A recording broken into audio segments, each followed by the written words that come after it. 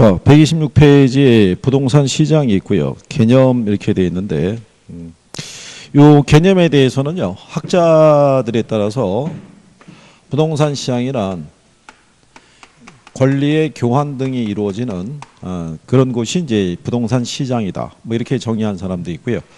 거기 보면 맨 처음에 그렇게 나와 있죠. 부동산 시장이란 부동산 수요자고 공급자에 의해서 부동산 거래를 통해서 부동산 권리의 교환 또는 가액 결정, 공간 개분 등에 대한 결정 등이 이루어지는 것을 말한다라고 이렇게 얘기해 놨어요. 그죠? 그러니까 시장에서는 부동산을 거래하게 되면 물리적 실체인 토지와 건물이 왔다 갔다 하는 건 아니죠. 거기에 부착되어 있는 뭐가 이전되는 거예요? 권리가 이전되는 것이죠. 그죠? 근데 두 번째 시장은요. 부동산 시장은 부동성이라는 자연적 특성으로 인해서 일반 재화 시장과는 달리 지리적 공간을 수반한다고 돼 있죠. 이거는 이제 물리적 측면에서의 정의를 얘기하는 거예요. 그래서 부동산 시장은 양과 질과 위치 등의 모든 측면에서 유사한 부동산에 대해 그 가격이 균등해지는 경향이 있는 지리적 구역이 있죠. 거기를 뭐라고 그래요? 부동산 시장이라고 얘기를 해요. 그죠? 네. 근데 그거는 뭐 예를 들어서 이런 수도 있죠.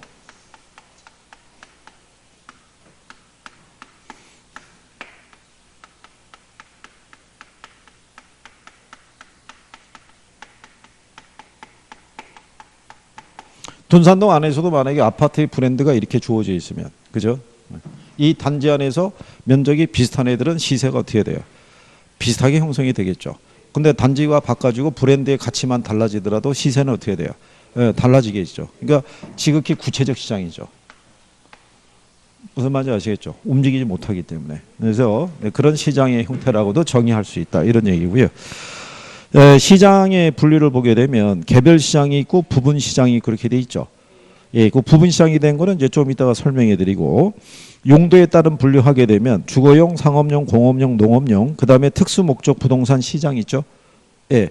그때 우리가 지난번에 간평할 때 이렇게 설명했었어요.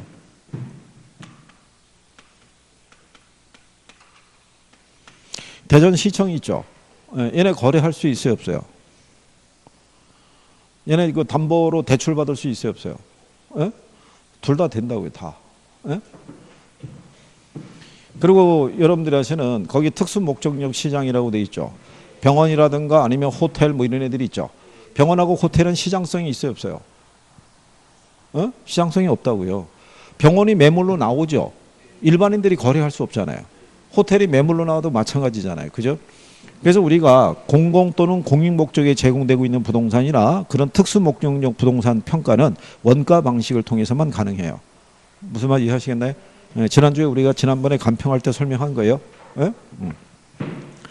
그 다음에 이제 옆 페이지에 127페이지 가면 부동산 시장의 특성이라고 있어요.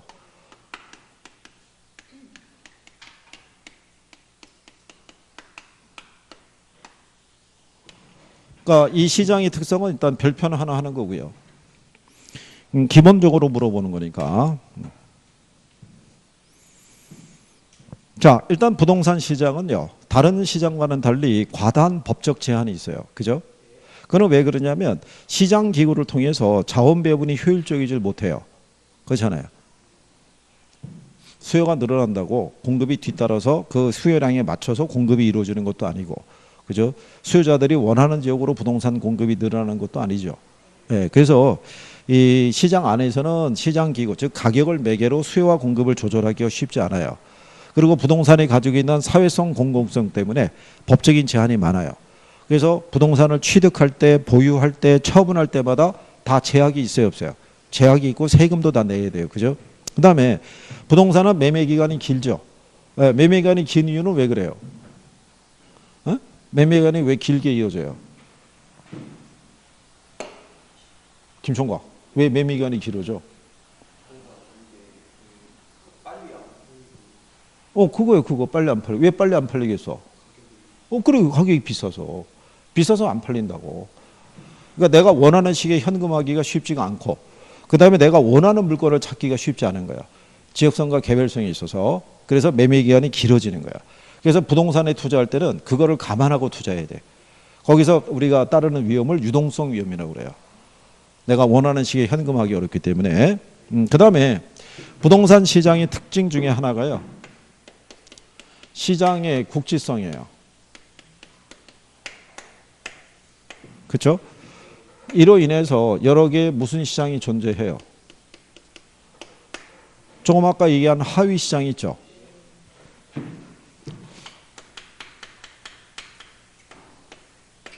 여기 하면 이제 주택 시장이 있어요.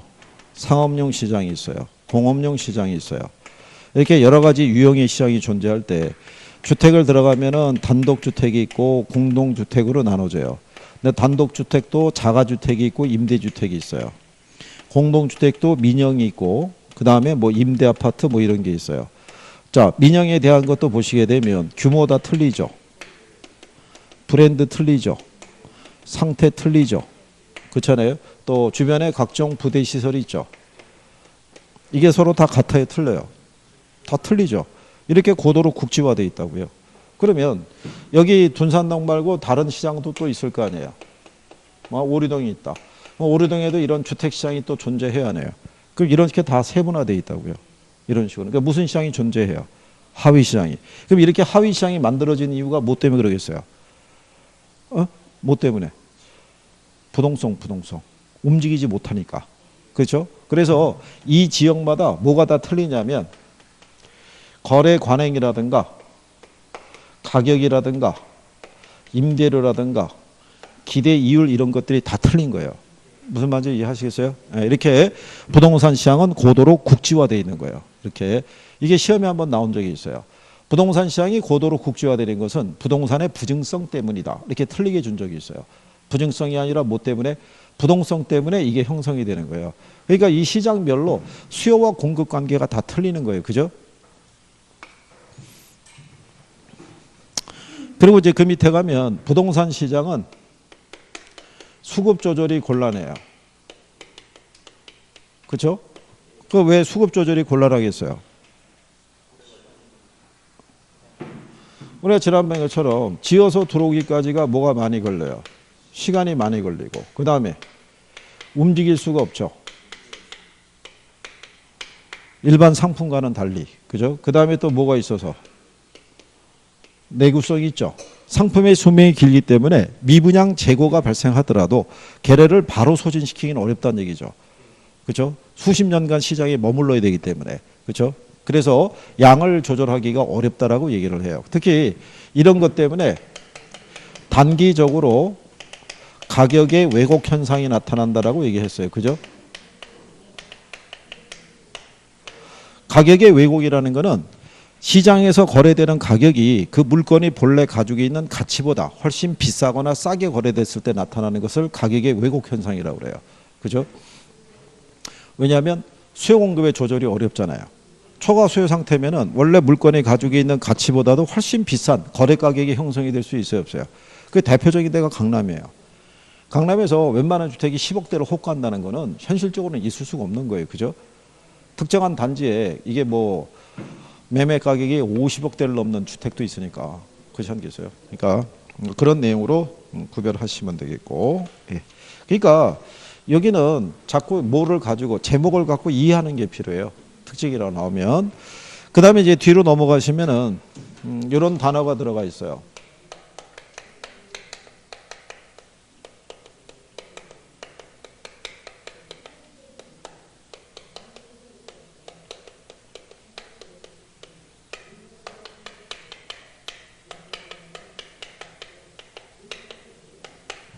여기 보면 공통적인 게 다 뭐 들어가는 거예요?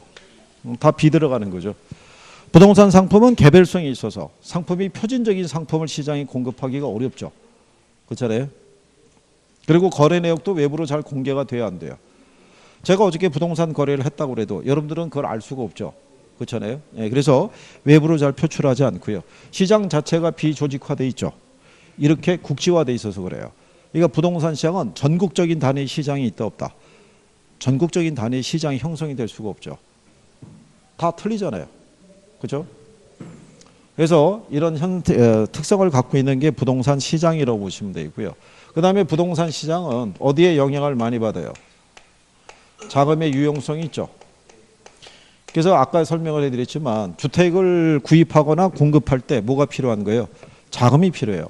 그러니까 거기에 따른 자금 조달 비용 이런 게 비싸지게 되면 부동산 시장이 위축될 수 있는 가능성이 크죠. 그러니까 시장 금리에 대한 변화가 상당히 중요한 거예요. 그죠? 네, 그래서 그러니까 여러분들이 이제 금융에 대한 것도 나중에 그래서 정리를 잘 해두셔야 돼요. 그 다음에 이제 부동산 시장은 무슨 시장이다? 불안전 경쟁 시장이다라고 이제 보시면 되겠고요. 그 다음에 시장의 기능이라고 있어요.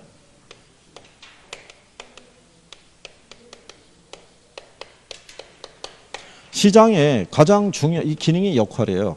가장 중요한 역할이 뭐라고 그랬어요? 시장이 가장 중요한 역할. 에?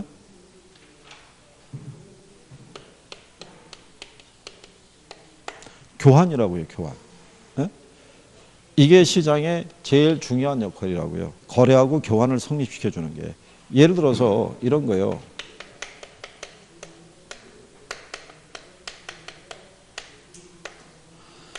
둔산동에서는요. 바나나만 생산이 되고요. 오리동에서는 물고기만 잡을 수 있어요. 그죠? 그러면 이 사람들은 계속 바나나 채취할 거고 이 사람들은 계속 물고기 잡을 거 아니에요. 그죠? 네. 이게 합리적인 생산이 되려고 그러면 뭐가 성립돼야 되냐면 교환이 성립해야 된다고요. 교환이 성립하지 않으면 이 사람들은 평생 바나나만 먹어야 되고 이 사람들은 평생 물고기만 먹어야 되는 거예요. 그러니까 그거를 우리가 불식시켜 주는 게 뭘로 성립을 시킬 수 있어야 되는 거예요. 교환. 근데 예전에 화폐라는 단위가 없을 때는 물물 교환했을 거 아니에요. 근데 화폐라는 단위가 만들어진 사람부터는 뭐를 매개로 교환이 성립했겠어요? 가격을 매개로. 그러면 이 가격이라는 거는 시장 참여자들에게 뭐를 제공해줘요? 정보를 제공해줘요. 사람들이 바나나보다는 뭐를 더 선호해요? 물고기를 더 많이 선호해요. 그럼 사람들은 바나나를 채취하는 것보다는 뭐를 더 많이 잡아서?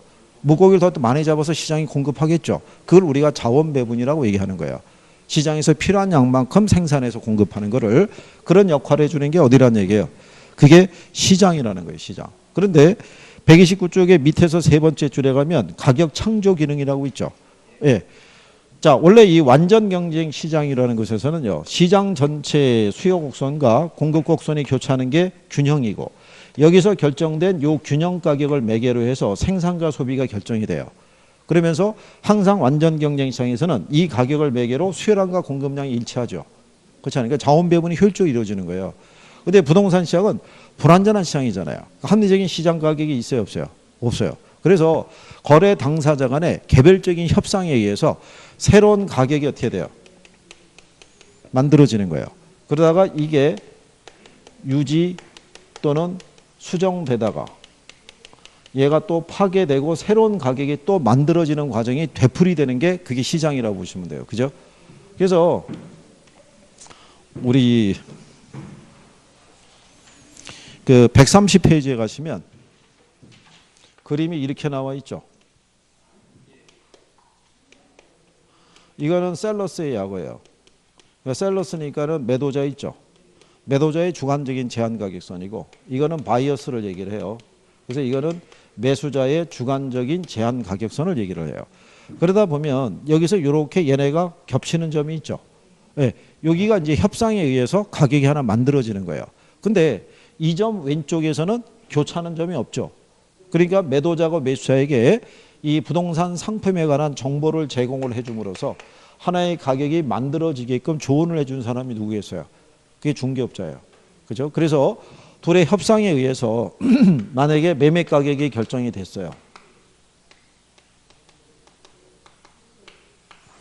그럴 때 요 시세는 시간의 경감에 따라 새로운 매도자, 매수자 간의 거래가 할 때 이 시세가 크게 변화가 없을 수도 있겠죠. 근데 시장 상황에 따라서는 이거보다 훨씬 비싼 가격에 거래될 수도 있어요, 없어요? 아니면 이거보다 훨씬 싼 가격으로도 거래가 성립할 수 있겠죠. 왜냐하면 거래하는 시점에 따라 부동산 경기는 틀릴 거 아니에요. 그렇죠? 그러니까 이 안에서는 무수히 많은 가격이 성립할 수 있다는 거예요. 그러니까 이게 되풀이되는 것이 그게 시장이라고 보시면 돼요. 자, 그래서 거기 교환 기능, 정보 제공 기능 뭐 이런 것들이 있는 거예요. 그죠? 예, 그래서 그렇게 정리하시면 되겠고. 자, 그 다음에는 이제 131페이지에 가면 효율적 시장 이론이라고 있어요.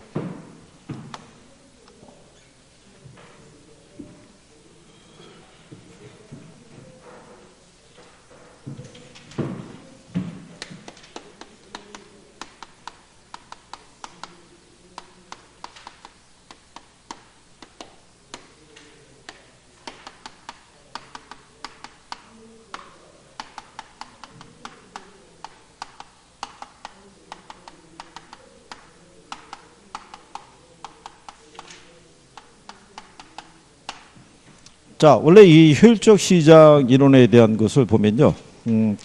효율적 시장 이론은 정보가 주식시장의 주가에 어떻게 영향을 미치는가를 설명하려는 가설의 형태로 출발했다고 돼 있죠. 이론이 만들어지기 전에는요. 가설이 하나 성립을 해요. 그래서 무수히 많은 검증을 거쳐서 걔가 이론으로 정착이 된다라고 생각하시면 돼요. 그러니까 지금은 얘도 그러니까 제목이 효율적 시장 이론이에요. 예. 근데 이제 여기서 우리가 왜 이거를 배우냐면 지난번에 이렇게 설명했어요.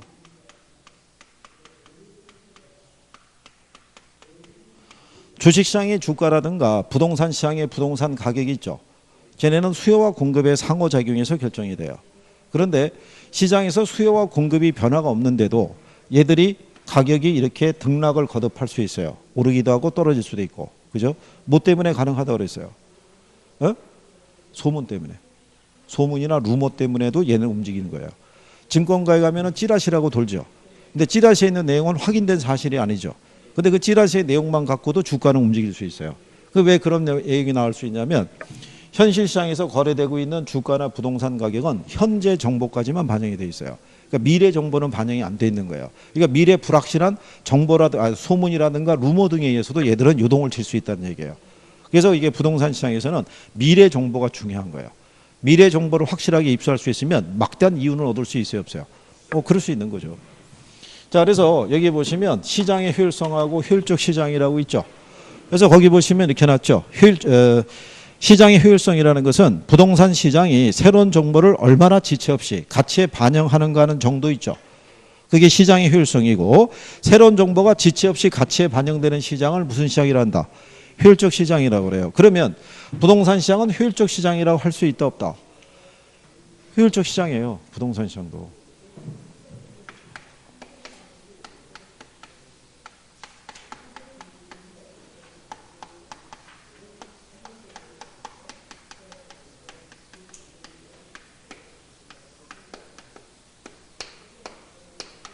부동산의 가치라는 건요. 장래 기대되는 편익의 현재 가치라고 그랬을 때 우리가 지난번에 이렇게 해드렸죠.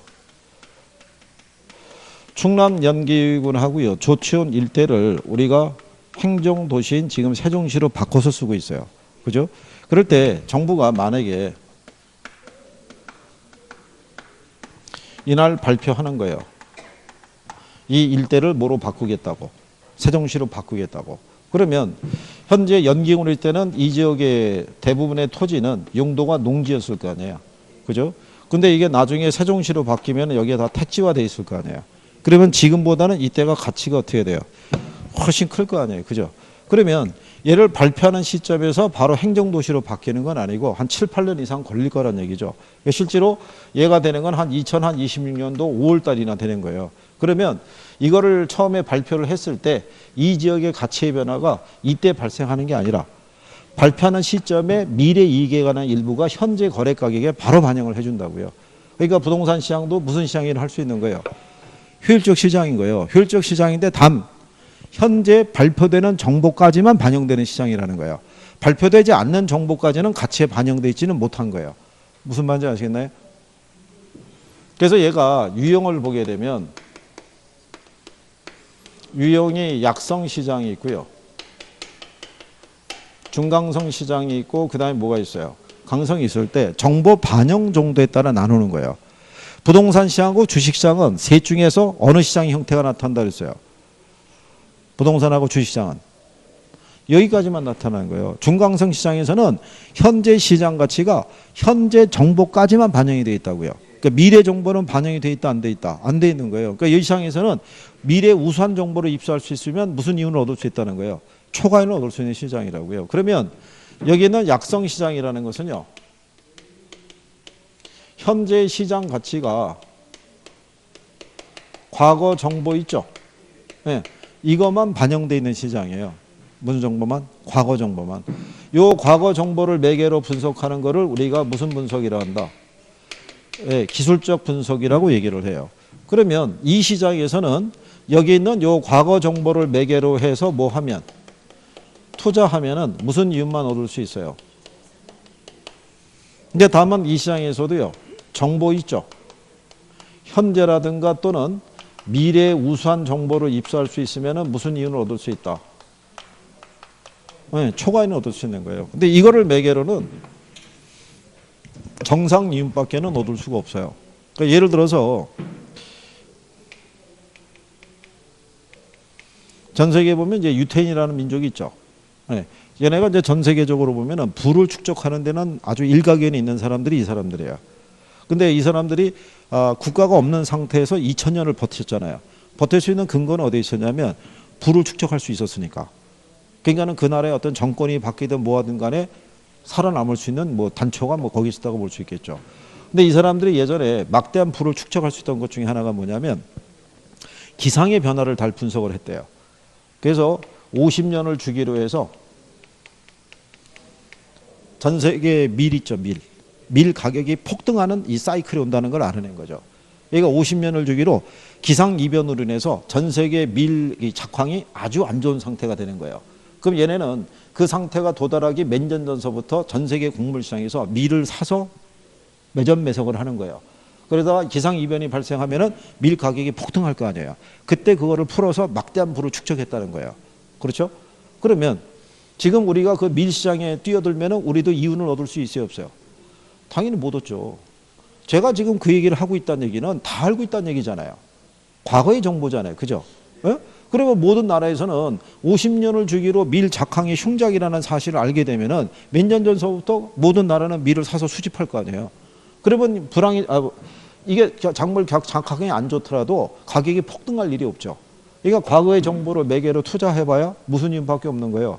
정상 이윤밖에는 못 얻는 시장인 거예요. 그래서 대부분 이 약성에 대한 것들은 과거의 정보를 매개로만 움직이는 거고요. 중강성이라는 건 현재 시장 가치가 어디까지 반영돼 있어요. 현재 정보까지 반영돼 있는 시장이고요. 현재 정보를 매개로 하는 것을 무슨 분석이라 한다? 네, 기본적 분석이에요. 이거를 매개로 투자하면은 여기 투자자들은 무슨 이윤밖에 못 얻어요. 그러니까 이 시장에서도 대신에 정보 있죠. 미래의 우수한 정보를 입수할 수 있으면 무슨 이윤을 얻을 수 있다. 네, 초과이는 얻을 수 있는 거예요. 지금 우리나라의 대표적인 이제 주식 중에 하나가 뭐냐면 S전자 주식 있잖아요. S전자 주식이 만약에 한 주에 10만 원이라고 가정하자고요. 현재. 그러면 이 주가에는 이 S전자의 안정성과 성장성과 수익성에 관한 모든 정보가 다 담겨져 있는 거예요. 현재 시장에 알려져 있는. 그러니까 현재 알려져 있는 정보를 분석을 해서 이 주식에 투자해봐야 우리가 얻을 수 있는 건 무슨 이윤만? 정상 이윤밖에 못 얻는 거예요. 근데 이 전자의 L 부회장이라고 있죠. 예, 그 양반하고 개인적인 친분이 있어요. 그러면 남들이 알지 못하는 고급 정보를 줄 수가 있어요, 없어요? 막대한 이윤을 얻을 수 있죠. 이게 그래서 이 주식시장에서는 내부자 거래나 이런 것들은 예전에 이렇게 들어가는 정수기 팔던 업체가 있었어요. 얘네가 그때 법정관리 신청 들어가기 직전 있죠. 직전에 오너 그 부인 되는 양반이 보유하고 있는 주식을 매각을 해버린 거예요. 그러니까 내일이면 법정관리 신청이 들어가는 순간에 주가가 폭락할 거 아니에요. 그러니까 사전에 팔아버린 거라고요. 그러니까 뭐를 갖고 있으니까? 미래 정보가 있으니까. 그 사람은 손실을 줄이고 어떻게 보면 이윤을 얻었다고 볼 수가 있죠. 뭐 그런 게 무슨 시장이에요? 중강성인 거예요. 그래서 대부분 주식시장이나 부동산 시장은 여기까지 존재해요. 근데 중강성은 여기 있는 요 약성 시장 있죠. 얘를 이렇게 포함하고 있는 게 중강성이에요. 그러니까 중강성에서 현재 정보를 갖고 있다는 얘기는 과거의 정보도 이미 내포되어 있다는 얘기예요. 무슨 말인지 이해하시겠죠? 그럼 여기는 강성이라는 건요. 현재 시장 가치가 모든 정보가 반영이 되어 있어요. 그래서 이 시장에는 투자하면은 무슨 이윤만 얻을 수 있냐면 정상 이윤만 얻을 수 있어요. 그럼 여기는 왜 정상 이윤만 얻을 수 있냐 이거예요. 여기는 왜 정상 이윤만 얻을 수 있어요. 강성은. 여기를 얘네를 보게 되면 이 정보를 매개로 하지 않으면 얘네도 정상 이윤밖에 없어요. 정보를 매개로 했을 때만 초과이윤을 얻을 수 있는 거예요. 근데 얘는 모든 정보가 다 반영돼 있잖아요. 그러니까 정보를 매개로는 초과이윤을 얻을 수가 없는 거예요. 그러니까 오로지 무슨 이윤만? 정상 이윤만. 그러니까 여기서 틀리게 해주는 건 그거밖에 없을 거 아니에요. 얘네도 정보를 이용해서 뭐를 얻을 수 있다. 초과이윤을 얻을 수 있다면 틀리는 거예요. 무슨 말인지 아시겠죠? 그러니까 여기 있는 강성은 얘들을 다 포함하고 있는 시장이에요. 강성은. 그러면 이런 형태 있죠. 약성이냐 중강성이냐 강성에 대한 형태는 나라마다 다르게 나타나는 거예요. 똑같이 나타나는 게 아니고 대부분 후진국이 약성이고 선진국이 강성의 형태를 띈다라고 생각하시면 돼요. 그래서 선진국에서는 자국에 투자해봐야 큰 이윤을 기대할 수가 없어요. 웬만한 정보를 다 공유하고 있기 때문에. 그래서 걔네들이 다국적 기업이라는 명목으로 해외 나가서 돈 버는 거죠. 그래서 아마 전 세계적으로 그 다국적 그 기업의 이름을 달고 돈을 제일 많이 버는 업종이 있죠. 예, 중에 하나가 여기에요. 이건 돈 많이 벌어요. 천문학적인 거. 그죠? 저 중에 보면은 왜 제약회사에서 다른 데서는 개발하지 못하는 약물을 개발할 수도 있죠. 그럼 걔네가 저런 걸 독점권을 사들여요. 그래서 약의 가격을 한 1억 얼마 이렇게 올려버려요. 근데 그거를 대체할 수 있는 약물이 없으니까 어떻게 돼요? 살 수밖에 없죠. 그러니까 돈 있는 사람은 사서 쓰는 거고 돈 없는 사람은 못 쓰는 거예요. 저게. 그러니까 이게 왜 가능하냐면요. 전 세계적으로 질병이 만약에 한 2만여 종이 있다 그러면 치료제는 한 2천 정도밖에는 개발이 안 됐다는 거죠. 그러니까 우리 인간이 아직은 넘지 못하는 질병이 굉장히 많죠. 그런데 이제 경제가 성장하고 소득이 증가하고 고령화 시대로 접어들게 되면은 사람들은 생에 대한 집착이 조금 더 강해질 수가 있죠. 그때는 다 약물의 힘에 의존할 수밖에 없죠. 그러니까 그때 만약에 그런 약이 개발된다고 생각해 보세요. 약을 복용을 하면은 한 10년 전, 20년 전에 피부로 돌아갈 수 있다. 그래서 노화를 방지해가지고 그러면 전 세계적으로 아주 그냥 소비하는 양이 어떻게 돼요? 그래서 예전에 우리나라에 왜 황우석 박사가 줄기세포 배양을 통해 가지고 불치병이나 이거 치료할 수 있는 치료제가 개발할 수 있다는 것 있죠. 그때 엄청났었다고요. 그게 만약에 개발이 됐으면 우리나라가 지금의 우리나라가 아니죠. 그죠? 트럼프가 막 맨날 우리나라에 와가지고 사정할걸요. 우리에게도 좀 나눠줘 뭐 이런 것도 있죠. 특허권에서 공유를 하자는 둥 뭐 이렇게 했을 거예요. 그게 아쉽다는 얘기죠. 예. 어쨌든 뭐 그런 내용으로 정리하시면 될 거예요. 구별을 할 수 있으시겠어요? 예. 그 다음에 133쪽에 가면은 하단에 할당 효율적 시장이라고 있는데 이 시장에 대한 거는 이것도 지금 개념 물어보면은 잘 모르겠죠. 할당 효율적 시장.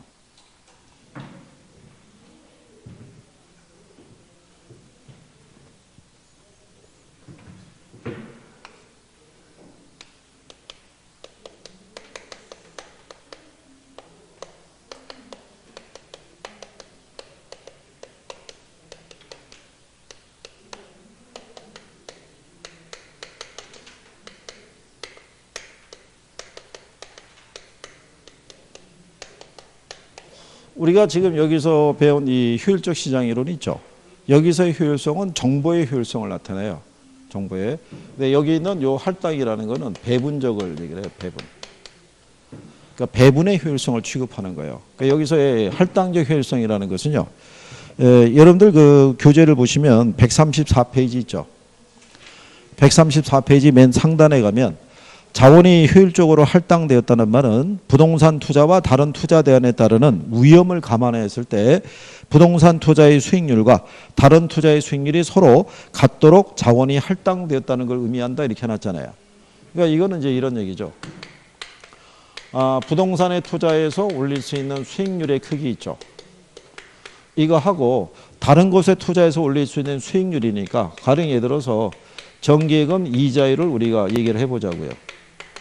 이게 지금 같다는 의미인데 정기예금 이자율이 2%예요. 근데 부동산 투자 수익률을 2% 주면은 어느 누구도 부동산에 투자를 하지 않을 거예요. 그죠? 여기서는 이 수익이 보장이 되지만 여기는 보장이 안 되잖아요. 그러니까 그거는 얘네는 상대적으로 위험이 작아요. 위험이 작으니까 수익률을 작게 주는 거예요. 근데 여기는 상대적으로 위험이 커요. 위험이 큰데 수익률을 작게 주면은 어느 누구도 여기다 투자하지 않을 거란 얘기죠. 그렇잖아요. 그러니까 얘네가 같다는 얘기는 위험의 크기를 감안한 수익률이 같다는 얘기예요. 그러면 여기다 투자하면 투자자가 감수해야 되는 위험의 크기가 존재할 거 아니에요. 그러니까 얘네가 같다는 얘기는 이렇게 같다는 얘기예요. 이렇게. 그러면 얘네가 더 큰 수익률을 가져가는 게 아니라 얘가 부담하는 위험이 크죠. 그러니까 그 위험에 대한 대가만큼만 주어진다는 얘기예요. 이렇게. 그러면 같아지잖아요. 그러면은 투자자 입장에서 어디다 투자할 것이냐는 것은 위험에 대한 투자자의 태도에 따라 틀리다는 얘기예요. 상대적으로 안전한 곳 있죠. 위험을 전혀 감수하지 않은 사람들은 여기다 투자할 것이고, 상대적으로 더 큰 수익을 얻기 위해서는 위험은 어느 정도 감수할 수 있어야 된다는 사람은 여기다 투자하겠죠. 그래봐야 얻을 수 있는 거는 자기가 감수하는 위험의 대가만큼만 가져갈 수 있는 시장이죠. 무슨 말인지 이해하시겠나요? 예. 그러면 이렇게 되면 투자자는 어느 시장에 투자하든지 간에 정상이익만 얻겠죠. 그리고 자금이 한쪽 시장으로만 쏠리지 않을 거 아니에요. 그죠? 그런 상태가 유지되는 시장을 우리가 할당 효율적 시장이라고 해요. 그래서 할당 효율적 시장이라는 것은요, 자원 배분이 효율적이고요, 무슨 이윤만 존재하는 시장이다. 정상 이윤만 존재하는 시장이에요. 이렇게 돼 있는 시장이니까. 그러면 이 할당 효율적 시장 있죠. 그리고 완전 경쟁 시장이 있을 때,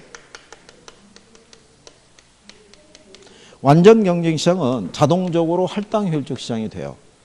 왜냐하면 완전 경쟁 시장도요, 자원 배분이 어떻게 돼요? 효율적으로 이루어지고요. 여기도 무슨 이윤만 얻을 수 있어요? 아까 여러분들이 왜 수요와 공급의 균형 이거 해봤잖아요. 완전 경쟁 시장에서는 이 가격하에서 수요량과 공급량이 항상 일치해요. 단기적으로 이렇게 가격이 상승하다가도 초과 수요에 따른 수요자 경쟁에 의해서 원래 균형 상태로 회귀하고요. 가격이 하락해서 초과 수요가 나오더라도 수요자 경쟁에서 원래 균형 상태로 회귀한다고요. 그러니까는 단기적으로는 수요 공급이 괴리될 수 있어도 궁극적으로는 항상 일치하는 시장이라고요. 그러니까 이 상에서는 수요량과 공급량이 일치하죠. 그러니까 남거나 모자름이 없는 거예요. 그러니까 자원 배분이 효율적이고 무슨 이윤만 얻어요? 정상 이윤만 얻는 거예요. 그러니까 완전 경쟁 시장은 자동적으로 무슨 시장이 돼요? 할당 효율적 시장이 되는데, 그러면 할당 효율적 시장은 완전 경쟁 시장만 의미하느냐면 그렇진 않아요. 불완전 경쟁 시장 또는 독점 시장 있죠. 얘네도 할당 효율적 시장이 될 수 있다 없다? 될 수 있어요. 될 수 있는 건 뭐냐면 이 시장에서는 무슨 이윤이 존재해요? 초과이윤이 존재하겠죠. 근데 우리가 조금 아까 이 시장을 봤을 때 부동산 시장은 중강성까지 나타난다고 그랬죠. 중강성에서는 초과이윤을 얻을 수 있어요 없어요? 얻을 수 있죠. 뭐를 매개로? 정보를 매개로. 초과이윤을 얻기 위해서 우리가 지불하는 정보 비용이 있죠. 자, 초기에는 이거를 얻기 위해서 초과이윤이 만약에 1,000만 원이라고 가정하자고요. 근데 이거를 얻기 위해서 지출하는 정보 비용이 100만 원이에요. 그러면 상대적으로 적은 비용을 들여서 많은 뭐를 가져갈 수 있어요? 이윤을 가져갈 수 있는데, 이 시장이 경쟁적이라고 그러면 많은 사람들이 정보를 이용해서 뭐를 얻을 수 있다는 거를, 초과이윤을 얻을 수 있는 걸 알게 되면은 이제 경쟁이 붙겠죠. 붙게 되면은 야, 나는 150 줄 테니까 나한테도 알려줘. 야, 나는 300을 줄 수도 있어. 야, 나는 1000도 낼 수 있어. 그럼 궁극적으로 얘하고 크기가 같아질 수 있어요 없어요? 같아지게 되면 얘들도 이거는 상쇄되고 남는 게 정상인밖에 없겠죠. 이 조건이 충족이 되면 얘도 할당 효율적 시장이 될 수 있다는 거예요. 그러니까 여기서 여러분들에게 물어보는 거는 복잡한 건 안 물어보고요. 부동산 시장은 여러 가지 불안전한 요소가 있죠. 불안전 시장이니까. 그래도 할당 효율적 시장은 될 수 있다 없다? 될 수 있다는 거예요. 그것만 기억하시면 돼요. 그래서 거기 134페이지에 가시면 중간에 상단에 가면 동그라미 2번에 불완전 경쟁 시장과 할당 효율적 시장이라고 있죠. 그래서 완전 경쟁 시장에서는 완전 정보원에서 정보 비용도 없고 초과이윤도 얻을 수 없으므로 완전 경쟁 시장은 반드시 할당 효율적 시장이 된다 이렇게 해놨어요. 그죠? 그런데 니은에 가게 되면 할당 효율적 시장이 반드시 완전 경쟁 시장을 의미하는 것은 아니다 이런 얘기죠. 예, 그래서 거기 보시면 불완전 시장의 경우에 초과이윤이 존재할 수 있고 정보 비용도 존재하는데, 불완전 경쟁 시장에서 발생하는 초과이윤이 정보 비용의 크기와 동일하다면 불완전 경쟁 시장도 할당 효율적일 수 있다 이렇게 해놓은 거예요. 그런 독점 시장의 경우도 마찬가지라는 거예요. 그러면 여러분 시험에는 2번 인용을 해줬어요. 자, 부동산 시장은 여러 가지 불완전한 요소가 많으므로 할당 효율적이 될 수 없다? 그러면 틀리겠죠. 그게 그 문제의 답이었어요. 그게 틀린 거 고르라고 그랬을 때. 그 정도 알아두시면 되겠고. 그 다음에 그 밑에 가게 되면 정보가치 계산이라는 게 있죠. 그 우리가 지난번에 그것도 해드린 거죠.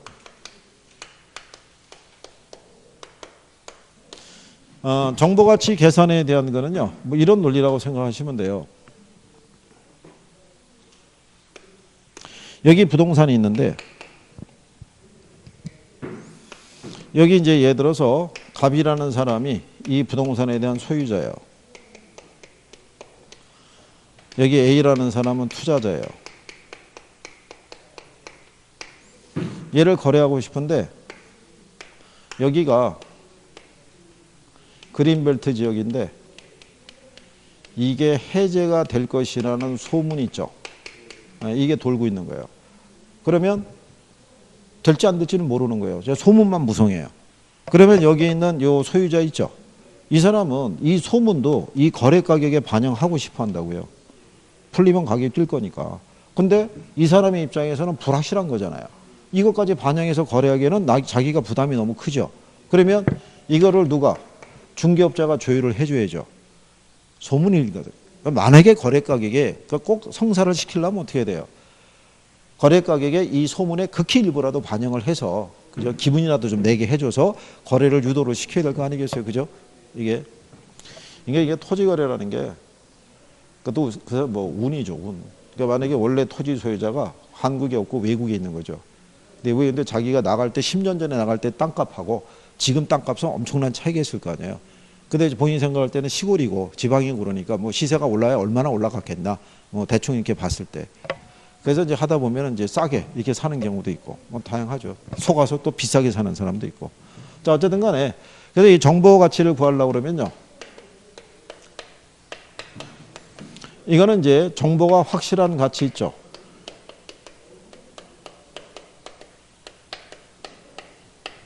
정보가 불확실한 가치를 빼면 돼요.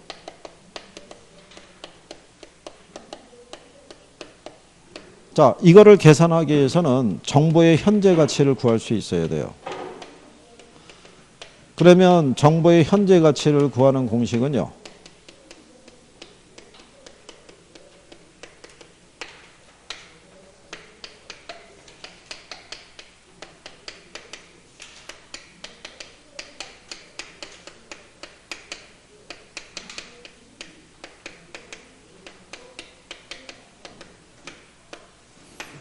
여기 보시면 이제 공식상에서는 기대 수익에 대한 것이 딱 두 가지만 제시가 돼요. 어디가 개발이 된다더라, 개발되지 않는다더라, 뭐 이런 것 있죠. 예, 거기에 따른 뭐만 주는 거예요? 확률만 줘요. 그 왜 확률을 주냐면 미래는 확실해요, 불확실해요? 불확실하잖아요. 그러니까 여러분들에게 주어지는 최소한의 정보가 이 확률 값인 거예요. 미래에 대한 정보. 그 다음에 여기 요구 수익률이라고 있죠. 이거는 미래의 수익을 현재 가치로 환원할 때 이게 할인율로 쓰는 거예요. 할인율로. 그러면 예를 들어서 일정한 지역이 만약에 개발이 되면요. 8,800만 원이 될 수 있고요. 개발되지 않는 현 상태 있죠. 현 상태에서는 6,600이라는 거예요. 그죠? 근데 확률은 각각 50%라는 거예요. 될 수도 있고 안 될 수도 있어요. 그리고 시장의 요구 수익률이 있죠. 요구 수익률은 10% 이렇게 주는 거예요. 10%. 그러면 현재 될 수도 있고 안 될 수 있고의 확률이 반반이잖아요. 그러면 여기다 대입할 때 확률이 몇 프로일 때? 50%일 때 1 플러스 요구 수익률의 할인율이라고 그랬죠. 몇 프로예요? 10%. 소수로 바꿔야 되니까 100분의 10 하면 0.1 나오겠죠. 그죠? 그리고 얘가 되는 거는 1년 후를 가정하는 거예요. 자, 그러면 기대 수익이 두 가지가 있죠. 하나가 얼마? 근데 얘가 될 수 있는 확률이 50%잖아요. 그 다음에 6,600이 될 수 있는 확률이 몇 프로? 50%잖아요. 그러면 갖다가 대입하면 되죠. 그러면 8,800의 절반이면 얼마예요? 6,600의 절반이면 두 개 더하면 7,700이죠. 얘가 1.1이잖아요. 그럼 뒤에 거 떼면 돼요. 그럼 7,000인 거예요. 얼마? 7,000. 1.1이란 얘기니까. 그렇잖아요.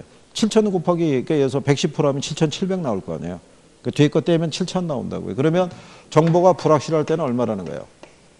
그럼 얘만 계산하면 돼요. 만약에 100% 개발이 되죠. 100%가 되면 이 두 개의 조건 중에서 얘는 존재하지 않는다고요. 얘만 성립하니까. 개발이 되면 얼마야? 8,800. 이게 100%니까.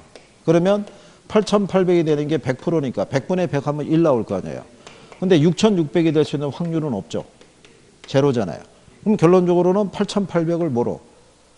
1.1로 할인하면 얼마 나오겠어요? 그럼 8,000이죠. 그러면 정보가 확실한 가치가 얼마? 8,000. 7,000 빼면 정보 가치가 얼마라는 거예요? 1,000만 원. 그러니까 이거는 이런 조건 하에서는 하나만 계산하면 끝나는 거예요. 근데 이게 가장 단편적인 거예요. 이게 우리는 몇 년 후라고 가정했어요. 1년. 2년이라고 할 수도 있어요, 없어요? 있고, 그 다음에 이거 10% 주는 게 아니라 20% 이렇게 줄 수도 있는 거예요. 확률도 40대 60, 80대 20 이렇게 줄 수도 있는 거예요. 그죠? 지금 여러분들이 요 풀어간 내용이 이게 기출이에요. 근데 저 문제는 여러분들이 계산기를 갖고 들어가지 못했을 때 문제예요. 암산으로 풀라고. 저게. 근데 이제 저걸 또 암산으로 되는 분이 있고 안 되는 분이 있을 거 아니에요. 또 항의가 빗발친 거죠. 우리에게 계산기를 달라. 이렇게 된 거죠. 예, 그래가지고 이제 그때부터는 내용이 이제 뭐 좀 그렇게 된 거죠. 자. 지금 계산은 집착하지 않아도 돼요. 예? 이거 작년에도 나왔는데 작년에 이런 배열로 간단하게 나온 게 아니라고요. 그죠? 예. 연도도 1년 두가 아니라 2년 후 뭐 이렇게 나온 거죠. 그 맨날 계산한 거는 1년 후만 계산했잖아요. 근데 조건은 2년 후라고 나온 거 아니에요. 그게 또 눈에 들어와야 말이죠. 그러니까 하지 말라고 그랬는데 또 덤벼가지고 또 대입을 해서 푼 거죠. 해보니까 아무리 봐도 지문에 답이 없는 거죠. 왜 이렇지? 뭐가 잘못된 거지? 뭐 이렇게 얘기한 거죠. 그 인간이 잘못 가르쳤나 보다 뭐 이렇게 하는 거죠. 근데 거기 있는 조건이 바뀐 거를 본인은 못 찾는 거죠. 나중에 시험 끝나야 하는 거죠. 시험이 끝나야. 그죠?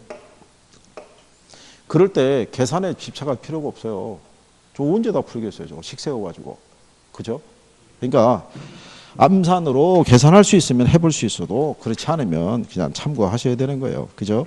네, 그래서 그런 정도 보시면 되겠고. 그 다음에 이제 142페이지로 가시면 부동산 입지론이라고 있어요. 그죠? 네, 여기를 또 이제 정리해 보시는 거죠.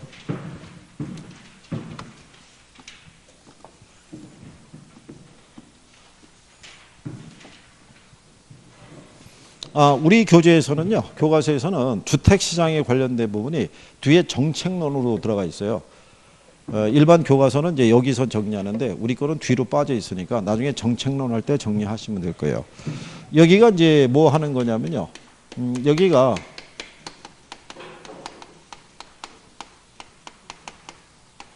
입지 및 공간 구조론이에요. 그래서 여기 시험 목차를 보시게 되면 여기가 이제 지대론이 있고요.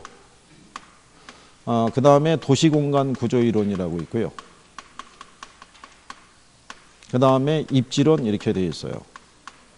이렇게 파트가 세 가지인데 다 한 문항씩의 출제 비중이 있어요. 여기서 지대론에서도 하나, 도시공간 구조에서 하나, 그 다음에 입지론에서 하나 뭐 이런 거예요. 근데 입지론이라는 게 농업 입지론도 있고요.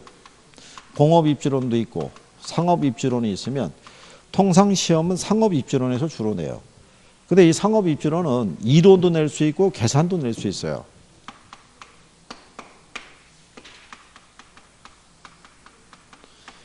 작년을 제외하고 있죠. 예, 지난 5년간 보게 되면 그러니까 29회, 28회, 27회, 26회, 25회 다 계산 문제였어요. 계산 문제에다가 작년만 이론으로 나온 거예요. 이론으로. 그러니까 한 번은 쉬어간 거예요. 이게. 그러니까 좀 아까 말씀드린 것처럼 계산에는 또 집착 안 해도 된다는 얘기죠. 그렇죠? 어느 정도 하면 되니까. 계산이 자신이 있으면 해도 돼요. 그죠? 김종국 자신이 있어? 어? 해볼 수 있어? 내가 볼 때는 포기하는 게 나을 것 같은데. 무리하지 말고. 어? 뒤에 있는 친구는 계산 자신 있나? 아니야? 안 되면 냅두는 게 나아요. 그거 괜히 덤비지 마시고. 그죠? 왜 안 되냐면 여러분은 이게 익숙하지, 진짜 계산에 대한 논리가 잘 되는 분은요, 1분 안에 웬만하면 다 풀어요. 그냥 식 대입해갖고 푸는데, 그렇지 않은 사람들은 저 식을 생각을 해서 저기다가 대입을 해서 하려고 그러면 뭐가 걸리는 거예요, 일단. 시간이 걸리는 거예요. 그래서 누누이 얘기하는 거예요. 들어갈 때 저거 집착하지 말고 이론이라도 풀라고. 근데 들어가면 말을 안 들어요. 생각해보세요. 여기서도 말을 안 듣는데 시험장에 선생도 없는데 그 말을 기억을 하겠냐고요. 그죠? 그래가지고 성적이 안 나와갖고. 그렇잖아요? 아, 이게 될 것 같으면 선생님이 이거를 해주죠. 그렇지 않겠어요?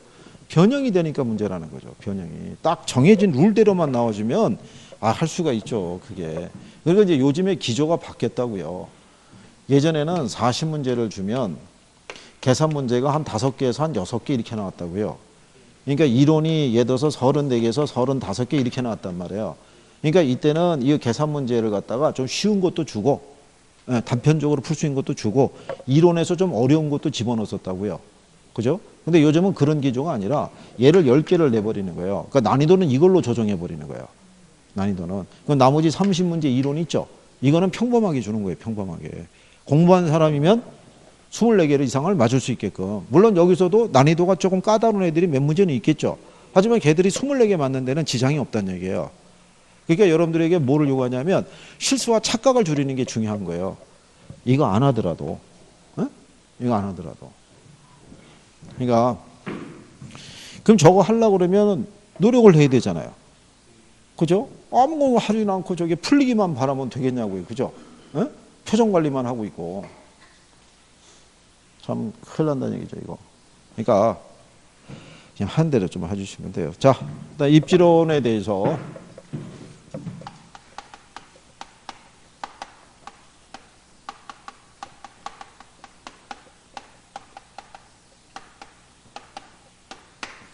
자, 입지라는 것은요, 경제활동의 주체가 점하고 있는 장소를 우리가 뭐라고 그래요?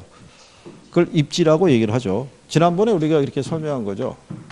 이 경제 주체는 삶을 영위하기 위해서 끊임없이 뭐 한다고 그랬어요? 경제활동을. 경제활동이라는 건 우리가 생산 또는 소비활동을 경제활동이라고 그래요. 그러면 생산하기 위해서 또는 소비하기 위해서는 뭐가 필요해요? 장소 또는 공간이 필요할 거 아니에요. 그죠? 네. 그래서 이 사람들이 들어서 있는 장소가 우리는 뭐라 한다? 입지라고 그러고요. 입지 선정이라는 거는 이 장소를 찾는 걸 얘기해요. 그러니까 우리가 장사하려고 그러면 목이 좋은 걸 찾아야 된다고 그러죠. 네. 그런 걸 입지 선정의 논리라고 생각하시면 돼요. 근데 부동산 활동에서는 입지의 논리가 되게 중요해요. 그죠? 우리가 부동산에 투자하는 것도 다 위치에 투자하는 거예요. 우리가 이 부동산 투자를 보게 되면 투자자가 투자할 때 가장 우선적으로 고려해야 될 것 3가지를 꼽으라 그러면 그게 다 위치예요. 예, 결국 위치에 의해서 사업에 대한 수익성에 대한 성패가 좌우된다고 생각하시면 돼요. 그거를 전문적으로 또 찾아낼 수 있는 사람이 있다 그러면 그 사람도 능력이 또 대단한 사람인 거예요. 그게. 근데 그거를 분석을 제대로 못하고 투자 들어가면 망하는 거죠. 우리나라에서 매년 그 자영업 하는 분들이 있죠. 예.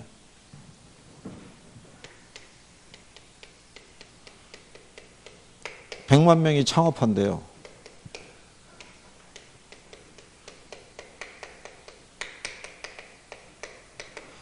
근데 매년 80만 명이 폐업한다는 거예요. 이게. 그 제가 볼 때는 물론 이제 여러 가지 이유가 있을 수 있으나 가장 기본적인 시장 조사도 안 한 거예요. 저게. 그러니까 이게 들어설 자리에 들어서지 못하고 엉뚱한 데 들어서 있거나 문만 열면은 되겠지 뭐 이런 것도 있죠. 안이하게 예를 들어서 프랜차이즈점을 달고 들어가면 되겠지 뭐 이런 거 있잖아요. 그러다 실패 보는 사람들이 굉장히 많은 거예요. 저게. 그래서 저런 거 투자하려고 그러면요. 발품도 많이 팔아야 되고 자기가 가서 시간대별로 다 보고 다 해야 돼요. 저게. 그리고 정확하게 보는 사람의 조언을 구해야 돼요. 이게 시장 안에 가게 되면 컨설팅 해주고 이런 사람들이 보면은 자기 어떤 이제 수익만을 생각해서 움직이는 경우가 많기 때문에 잘못 들어가면 그냥 말리는 거예요. 그러니까 부동산에 투자하는 게 결코 쉬운 게 아닌 거예요. 그죠? 남들이 이렇게 해서 뭐 돈 많이 벌었네 이런 소리는 그 사람의 각고의 노력을 모르고 하는 소리죠. 그걸 벌기까지. 그러니까 이 중에 어쨌든 간에 20만 명은 유지한다는 얘기잖아요. 근데 그 20만 명 안에서 제가 볼 때 제대로 수익을 내고 가는 사람은 10,000명도 안 될 거라고요. 매장 중에 보면. 그렇지 않겠어요? 여기도 마찬가지잖아요. 여기도 점포 음식 얼마나 많아요. 그렇잖아요? 새로 생기는 데도 있고 없어지는 데도 있고. 근데 지금 같은 경기가 불황일 때 점포를 새로 냈을 때 그 사람은 나는 망한다는 생각은 안 할 거예요. 그러니까 만들 거 아니겠어요. 그죠? 그러다가 오픈빨이 딱 끝나고 나면은 현실이 드러나기 시작하는 거죠. 그렇지 않겠어요? 그러니까 나중에 중개업소도 마찬가지예요. 중개업소도 사무실 내려고 그러면 위치가 중요한 거예요. 그냥 낸다고 그래갖고 수익이 보장이 되고 이런 건 없어요. 여기도. 그러니까 그래서 입지에 대한 거를 얘기하는 거죠. 그래서 거기에 보면 입지 선정의 중요성이라고 나와 있죠. 그래서 왜냐하면 위치가 좋을수록 부동산의 가치가 큰 게 일반적이기 때문에 입지 선정이 중요하다라고 얘기를 해요. 그게 뭐냐면 목이 좋은 곳을 사람들이 선호한 이유가 뭐겠어요? 목이 좋은 건 대부분 피가 붙어 있죠. 네, 그 피만큼의 값어치를 해요. 경기가 안 좋더라도 걔네는 기본적인 매출은 나와요. 워낙 뭐가 좋아서, 목이 좋아서. 무슨 말인지 이해하시겠죠? 근데 이게 도시의 규모가 작을수록 중심 가로에서 이 뒷블록으로 들어가죠. 매출이 급감해요. 다니는 사람도 별로 없기 때문에. 굳이 뒤에까지 들어간다 안 들어간다. 안 들어가는 거예요. 여긴 도시의 규모가 크니까 전철역 주변으로 안으로 들어와야지 상점들이 쫙 펼쳐져 있잖아요. 그러니까 안쪽으로 들어와도 기본적인 매출이 발생할 수 있는데 소도시는 안 그렇다고요. 그러니까 도로면에 보이는 데에서만 매출이 발생하지 이면으로 들어가면은 아주 특별한 맛집이 아니고서는 쉽지 않을 수도 있다는 얘기죠. 그래서 그리고 이제 부동산이라는 거는 움직일 수 있다 없다. 움직일 수 없어요. 그래서 주변 환경의 변화가 영향을 많이 받는데 그 환경이 변한다는 거에 대해서는 예측하기가 참 힘들어요. 지난번에 우리 수업할 때 말씀드렸지만 지방에 왜 지방대 있잖아요. 그러면 지방대 학생들을 보고 여기 뭐 분식집이나 뭐 이런 거 다 들어갈 거 아니에요. 근데 얘가 폐교가 됐다고 생각해 보세요. 그럼 붕 뜨는 거예요. 학생이 없잖아요, 학생이. 학생을 대상으로 점포를 만든 건데. 그렇잖아요. 원룸 뭐 만든 거 다 공실이 그렇죠. 지방대 몇 개 다 폐교되고 그런 거예요. 이게 모두 봐야 돼요. 그 지역에 만약에 그 대학을 보고 가면은 그 대학에 대한 평가 있죠. 네, 그거 다 봐야 돼요. 그 대학에서 만약에 학과가 미달이 돼가지고 학생 충원하기가 힘들고 이게 교육부에서 선정한 기준에 미달이 돼가지고 이게 불안불안한 대학이 있으면 그걸 보고 들어간다는 거는 위험한 발상이죠. 그냥 단순하게 거기 대학교 있는데 대학교 주변에 점포가 하나 나와 있는데 아주 조건이 좋다 그래갖고 덜컥 들어가면 망하는 거예요. 그러니까 진짜 발품 많이 팔고 분석해야 될 거 많아야 되는 거죠. 예. 그래서 그런 내용이란 얘기죠. 그리고 장소 한번 정하면요. 그 장소 바꾸기 힘들어요. 그렇죠? 예. 그래서 그런 문제가 있고요. 부동산은 또 시설 투자 들어가면요. 그걸 또 다른 용도로 전용하려고 그러면 이미 들어간 거 다 뜯어내야 돼요. 다시 또 투자하는 것도 쉽지 않아요. 그래서 처음에 이 장소 찾는 게 참 중요한 거예요. 그러니까 그거 하려고 그러면 공부 많이 해야 돼요. 발품도 많이 팔고. 그죠? 그래서 뭐 그렇다고 보시면 되겠고요. 자, 그래서 뭐 입지 조건에 대해서는요. 주거용은 이제 쾌적성과 편리성을, 상업용은 수익성, 공업용, 농업용은 뭐 생산성에 기초하고 있다라고 생각하시면 되겠고요. 그 다음에 거기에 보면 농업 입지론은 이렇게 되어 있어요. 잠깐 쉬었다가 여기서부터 또 이어서 하시죠.